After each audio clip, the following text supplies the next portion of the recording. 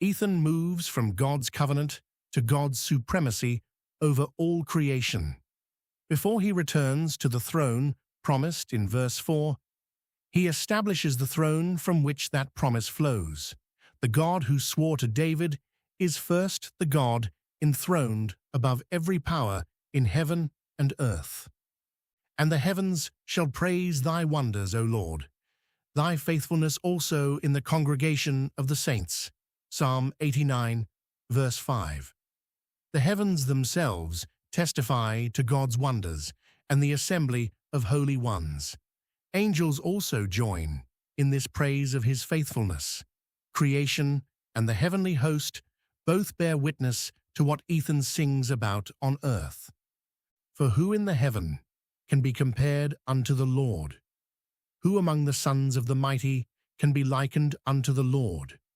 Psalm 89, verse 6. Ethan asks a rhetorical question with an obvious answer. No angelic being, however mighty, stands as God's equal. This sets up the contrast between God and every other power Ethan will mention.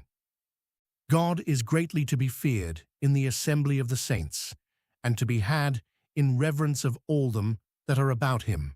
Psalm 89, verse 7. Even the holy beings surrounding God's throne approach him with reverence and fear. If angels tremble before God, no earthly king, including David's heirs, stands on equal footing with him. O Lord God of hosts, who is a strong Lord like unto thee, or to thy faithfulness round about thee? Psalm 89, verse 8. Ethan addresses God by his full military title, Lord God of hosts, Commander of heaven's armies. God's strength has no rival, and his faithfulness surrounds him like a permanent guard. Thou rulest the raging of the sea, when the waves thereof arise, thou stillest them. Psalm 89, verse 9. The sea, an ancient symbol of chaos and threat, obeys God's command. He does not just survive it, he silences it, foreshadowing Christ stilling the storm on Galilee. Thou hast broken Rahab in pieces, as one that is slain. Thou hast scattered thine enemies with thy strong arm. Psalm 89, verse 10.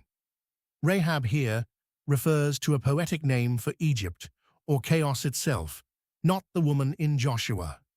God shatters this embodiment of opposition, and his strong arm scatters every enemy who rises against him. The heavens are thine, the earth also is thine. As for the world and the fullness thereof, thou hast founded them. Psalm 89, verse 11. Ethan declares God's total ownership. Heaven, earth, and everything within the world belong to God because he founded them. No rival claims any portion of this domain. The north and the south, thou hast created them. Tabor and Hermon shall rejoice in thy name. Psalm 89, verse 12.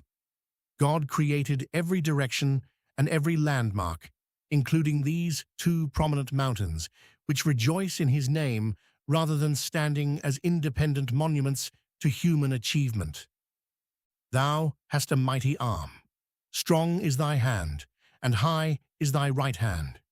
Psalm 89, verse 13. The images of divine power stacked together, a strong hand and a high right hand. Ethan piles up language to convey that God's strength exceeds every comparison already made. Justice and judgment are the habitation of thy throne.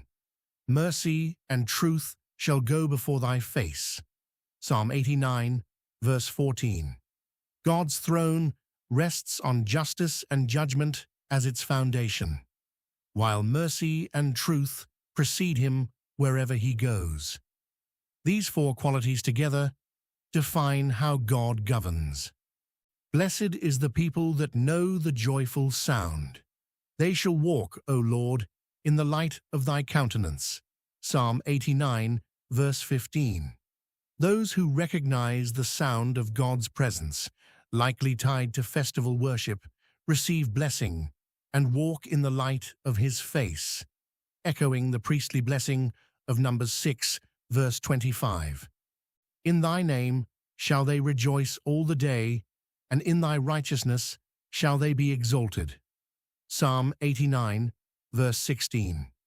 Continual rejoicing marks God's people, rooted in his name and righteousness, rather than shifting circumstances.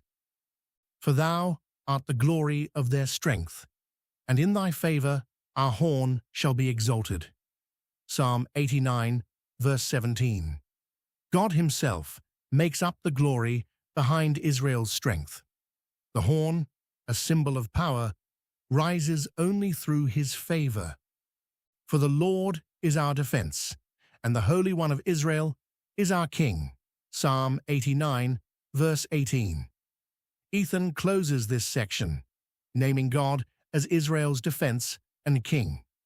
He sets up the shift toward David's throne, which derives its authority from this greater throne above.